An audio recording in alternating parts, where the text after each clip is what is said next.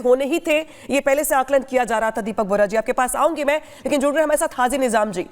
हाजी निजाम जी, ये तस्वीरें देखकर आपके मन में ख्याल क्या आता है? क्या सोचते हैं आप? क्या चल रहा है बांग्लादेश में? जो आबादी 1951 में 22% थी हिंदुओं की, अब वो घट के 8% हो चुकी है, और 8% आबादी भी अपने अस्तित्व की लड़ाई लड़ रही है। हर रोज हमले हो रहे हैं, सेना के सामने एक बच्चे को पीट पीट के मार डाला जाता है, और आप लोगों की जुबान से चू भी नहीं निकलता है, कोई संवेदना नहीं, सब कुछ भूल जाते हैं आप लोग।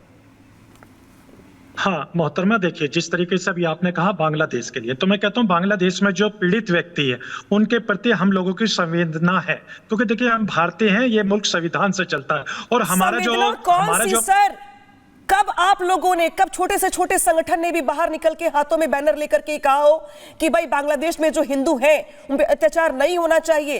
कोई भी एक विरोध का स्वर, कोई भी जो फतवे जारी करते हैं आप लोग हर मुद्दे को लेकर के, काश आप लोगों ने कुछ थोड़े बहुत फतवे जारी कर दिए होते बांग्लादेश को लेकर, तब मैं ये मान लेती कि नहीं आप लोगों को बहुत तकलीफ है, दुख है इस बात का। हाँ, अब सुन लीजिए, देखिए मैंने कहा कि देखिए बांग्लादेश में जो पीड़ित व्यक्ति हैं हम उनके साथ खड़े हुए, लेकिन भारत के अंदर हम लोगों को निशाने पर रखा जाता है, हम लोगों के साथ कोई खड़ा नहीं होता। अभी आपने देखा होगा कि महाराष्ट्र के अंदर एक बीजेपी विधायक ने क्या कहा था कि महंत रामगिरी जी के हाथ लगाया तो मुसलमानों को मस्जिद में घुस के चुन चुन के मारेंगे। इस तरीके का एक नेगेटिव हम लोगों के खिलाफ बनाया जा रहा है। और आपने देखा कंपैरिजन कर रहे हैं आप, कितना अजीब कंपैरिजन कर रहे हैं आप। बांग्लादेश के हालात से आप महाराष्ट्र के एक विधायक के बयान की तुलना कर रहे हैं आप, ये कितना अजीब है और कितना गले से न उतरने वाला है। सुन तो लीजिए, इल्जाम नहीं, मैंने ये बताया है, क्योंकि देखिए हम लोगों को निशाने कितनी अजीब टिप्पणी की आपने, मतलब जो दर्शक देख भी रहे होंगे, हद है। लोगों को पता है हम निशाने पे, हद है। निशाने पे तो हम बताएंगे। मैं आपके सपोर्ट में आता हूं बांग्लादेश के अंदर जनाब, मैं आपके सपोर्ट में आता हूं। अरे सुन लीजिए सर, सुन लीजिए। अरे अब इससे ज्यादा और क्या करूं, मैं आपके सपोर्ट में आने को तैयार हूं, बोल तो रहा हूं। आपका सपोर्ट कर रहे हैं, वो आपका सपोर्ट कर रहे हैं, सुन लीजिए। सपोर्ट कर रहा हूं, आना चाहिए भारत सरकार की नैतिक जिम्मेदारी। हाजी जी पूरी बात तो सुन लीजिए, वो आपका सपोर्ट ही कर रहे हैं, उनको टिप्पणी कर लेने दीजिए, मैं आपके पास आऊंगी, पूरा बोलने का मौका दूंगी। सर मैं आपको सपोर्ट कर रहा हूं, कहीं पर भी किसी को भी हक नहीं बनता कि किसी माइनॉरिटी के खिलाफ कोई स्टेटमेंट दी जाए।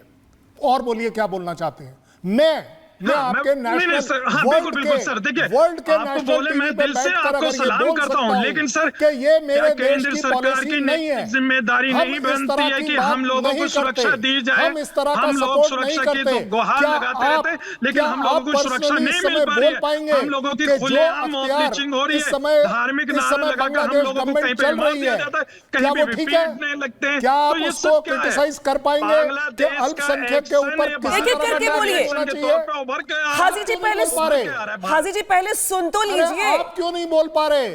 आप भारत के ऊपर आ गए। मैंने आपको भारत की तरफ से अपनी पॉलिसी बता दी, हम किसी का भी इस तरह की स्टेटमेंट में सपोर्ट नहीं करते। आप अपने देश के बारे में बोल पाएंगे कि यस? हाँ बिल्कुल, देखिए मेरे लिए मेरा भारत सर्वोपरि है सर, वो शर्मनाक है। मेरे लिए सर्वोपरि है, भारत का जो संविधान वो मेरे लिए सर्वोपरि है। और रही बात ये, देखिए सर, मैं बार-बार इसी बात को कर रहा हूं, सुन तो लीजिए, मैं तो आपकी बात सुन रहा हूं। सपोर्ट करिए। हाजी जी नॉन स्टॉप बोल रहे हैं आप, आपकी आवाज हम तक नहीं पहुंच रही है, एक एक करके सुनिए और एक एक करके बोलिए। शायद जो बोल रहे दर्शकों तक बात पहुंच पाएगी आपकी, तभी जब आप एक एक करके बोलेंगे। खैर सीधे रुक करेंगे अच्छा विक्रमादित्य जी का। कल सर गणेश चतुर्थी थी, पूरे देश में धूमधाम से मनाया गया। बांग्लादेश में भी 8% हिंदू रहते हैं जिन्हें अधिकार है, जिन्हें हक है कि वो अपनी पूजा अर्चना कर सके, गणपति बप्पा को घर ला सके। लेकिन कल वहां पे गणेश पंडालों में भी हमला किया गया है, और अब तो वहां पे हालात ये बन गए कि संविधान बदलने तक की बात की जा रही है। ये होगा, ये बिल्कुल कोई नहीं रोक सकता है, क्योंकि लगातार जिस प्रकार के लोग पूरे विश्व में उपस्थित हैं, जिनको शिक्षा जिस प्रकार की दी जा रही है, और मौलाना लोग उनको बैकफायर दे रहे हैं, और इनके तमाम इस्लामिक लीडर्स जो हैं उनको पूरी तरह सपोर्ट कर रहे हैं। मुझे बताइए, आपने एक बड़ा वाजिब प्रश्न पूछा था अभी इनसे, बेसिकली हाजी साहब बैठे हुए हैं, कि क्या किसी इस्लामिक टेररिस्ट को इन्होंने आतंकवादी घोषित किया? ओसामा बिन लादेन, जिनके आदर्श हैं ओसामा बिन लादेन, जितने आतंकवादी आदर्श मान के बैठे हैं उनको अपने इस्लाम के आचार्य जी, सर्वोच्च पद ये पे बैठा केंद्र रखा है। सरकार की क्यों नैतिक जिम्मेदारी बनती है किसको आतंकवादी घोषित करना, किसको नहीं। हम लोग अभी हमारे आतंकवादी घोषित मौलाना ने आपसे पूछा ना कि आपने फतवा क्यों नहीं दिया, इस्लाम से बाहर निकाले ना। जो इस्लाम के नाम पर हत्याएं कर रहे हैं, इस्लाम के नाम पे किसी को मार रहे हैं, आप उनको इस्लाम में क्यों रखना चाहते हैं, क्यों नहीं फतवे देते? आप छोटी छोटी बातों पे, मेहंदी लगाने पे, लिपस्टिक लगाने पर, कुछ और करने पर आप फतवे जारी करने की लाइन लगा देते हैं। मुझे बताइए किस इस्लामिक आतंकवादी को आपने उस धर्म से बाहर निकालने का प्रयास किया, बताइए जरा। मैं कह रहा हूं हम सब सुनना चाहते हैं कि आपने बहुत सुंदर कार्य किया, सर्वे भवन्तु सुखिनः करते हैं आप, उस व्यक्ति को जो संवेदना रखते हैं मुझे बताइए ना। आप एक दो उदाहरण उपस्थित कर दीजिए, मैं कह रहा हूं आधी लाइन सुधरनी शुरू हो जाएगी, आगे आने वाली नस्लें एक एक करके बोलिए हाजी जी, एक एक करके बोलिए। आचार्य जी की पहले बात सुन लीजिए, फिर टिप्पणी कर दीजिएगा, आपको पूरा मौका दिया जाएगा। आचार्य जी अपनी बात पूरी कर लेंगे, फिर आप भी बोल लीजिएगा। आचार्य जी अपनी बात पूरी करिए। मैं आपको कहता हूं कि जो तालिबान ने कार्य किया, जो तालिबान ने किया, उसामा बिन लादेन ने कार्य किया, पूरे विश्व में एक के बाद एक जमात जो कार्य कर रही है बांग्लादेश के अंदर, हर समाज के अंदर जो कार्य कर रही है, लोगों को खुल के मारा जा रहा है, ऐसे एक मौलाना को आपने कभी अपने धर्म से बाहर निकालकर उसको फतवा देने का प्रयास किया तो हमें बता दीजिए। आज मैं कह रहा हूं ये प्रश्न बड़ा वाजिब प्रश्न पूछा गया है आज, और आपको इसका जवाब देना चाहिए। ठीक है, जवाब देने दीजिए, जवाब देने दीजिए। आचार्य जी अब जवाब देने दीजिए। हाजी जी, सवाल दरअसल यही है कि आप तो ये कह रहे व्यक्तिगत तौर पर कि भाई जो हो रहा है वहां पे गलत हो रहा है, लेकिन तमाम जो आप लोगों के मुस्लिम संगठन है, इसके अलावा अलीगढ़ से लेकर जगह जगह पे जो आप लोगों के बड़े बड़े मौलाना मौलवी बैठे हुए हैं, उनकी जुबान से एक बार भी अगर कोई शब्द निकला हो, कुछ लोग इकट्ठे हो कि उन्होंने कहा हो कि जो हो रहा है वहां पर हिंदुओं के खिलाफ वो गलत हो रहा है, और आप एग्जाम्पल सेट कर रहे हैं महाराष्ट्र के एक विधायक के बयान का, ये कहां से सर वाजिब है? मैं आपके पास आऊंगी, इस पर जवाब लूंगी, जब आप सोच लीजिए, लेकिन मैं जाऊंगी दीपक बोहरा जी के पास। दीपक बोहरा जी, अब वहां पर बात हो रही है वहां के राष्ट्रगान जो आमार सोनार बांग्ला जो वहां पर लिखा गया रविन्द्रनाथ टैगोर की ओर से, जो पहचान रहा बांग्लादेश की अब तक, उसको बदलने तक की मांग की जा रही है। यानी कि एक देश ऐसा जहां पे अब पूरे के पूरे तख्ता पलट के बाद से जो देश की डेमोग्राफी वो तो चेंज हो ही रही है, लेकिन जो उस देश की पहचान है वो भी खत्म करने का प्रयास किया जा रहा है। कैसे देखते हैं इसको आप?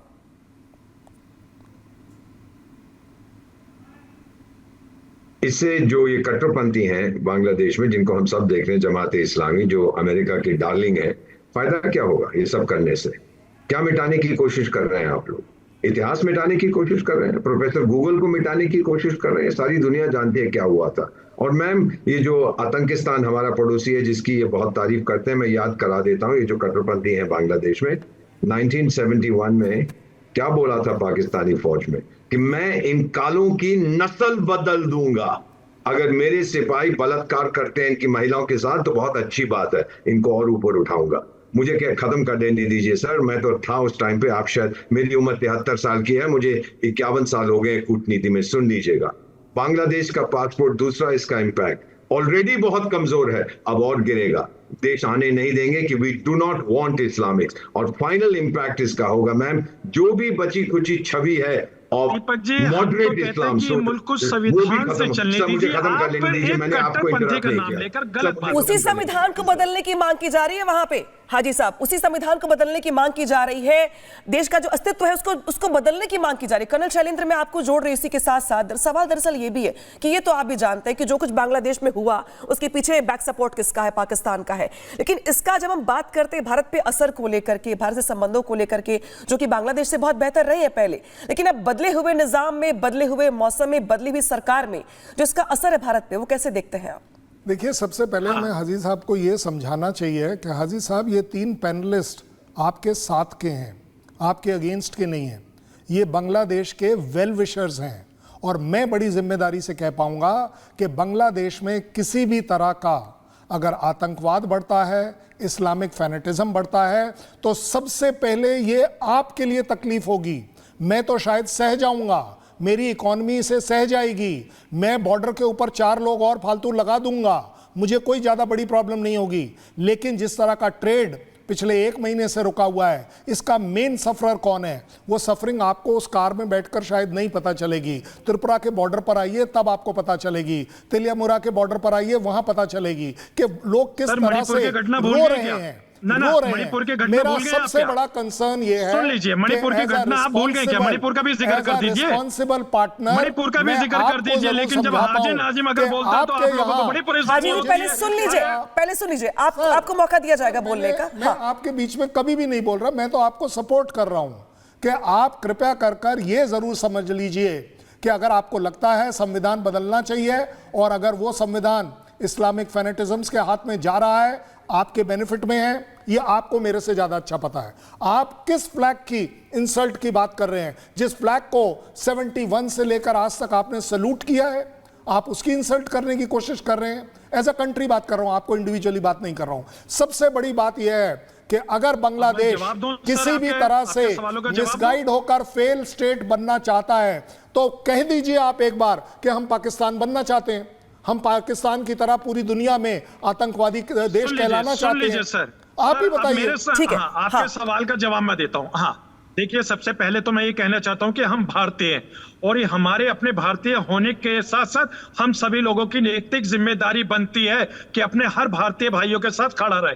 और रही बात देखिए बांग्लादेश की, बांग्लादेश में संविधान बदलने की जो बात बार बार आप ये कह रहे, तो मैं ये कहना चाहता हूं, देखिए, हम लोगों को अपने भारत के बारे में सोचना, हमारा मुल्क जो संविधान से चलता है। और रही बांग्लादेश की, बांग्लादेश के प्रधानमंत्री जो, वो जाने के किस तरीके का माहौल उनके देश में बन रहा, लेकिन हमारी भारत सरकार जो है उनकी नैतिक जिम्मेदारी बनती है कि बांग्लादेश में हस्तक्षेप करे और अखंड भारत में बांग्लादेश जो भारत के अंदर उससे मिला लीजिए। और जो बात बार बार आप कर रहे हैं ना पाकिस्तान के, पाकिस्तान पे भारत का मुसलमान थूकता है, पाकिस्तान के लोगों को पसंद नहीं करता भारत का मुसलमान, क्योंकि हम लोगों के अंदर वही तो मेरा सवाल था हाजी जी आपसे कि ठीक है सारी बात एक तरफ, लेकिन क्यों नहीं आप लोगों की ओर से कोई आगे बढ़कर के ये कहता है, क्यों नहीं इस बात की मांग करता है कि बांग्लादेश में जो कुछ हो रहा है हिंदुओं के खिलाफ, उस पर आप लोगों की जुबान क्यों नहीं खुलती है? जरा से हादसे हो जाते हैं, जरा सा एक छोटा सा मामला हो जाता है, आप फट से कह देते हैं हिंदुस्तान को लेकर के कि यहां मुसलमान सुरक्षित नहीं है, लेकिन बांग्लादेश में जो हिंदुओं के साथ हो रहा है उसको लेकर के कोई बढ़ के आगे नहीं आता आप लोगों की ओर से। मैं व्यक्तिगत तौर पे आपकी बात नहीं कर रही हूं, मैं आपके पूरे फटर्निटी की बात कर रही हूं, जहां पे आपके जो मौलाना है, जो मौलवी हैं, जो हर बात को लेके फतवा जारी करते हैं, जो हर बात को लेके कहते हैं कि भाई ये बड़ी घटना हो गई, तो वैसे से आप कूद पड़ते हो, वैसे से आप क्यों नहीं कहते आगे आकर के जो कुछ हिंदुओं के साथ वहां पे हो रहा है वो गलत हो रहा है?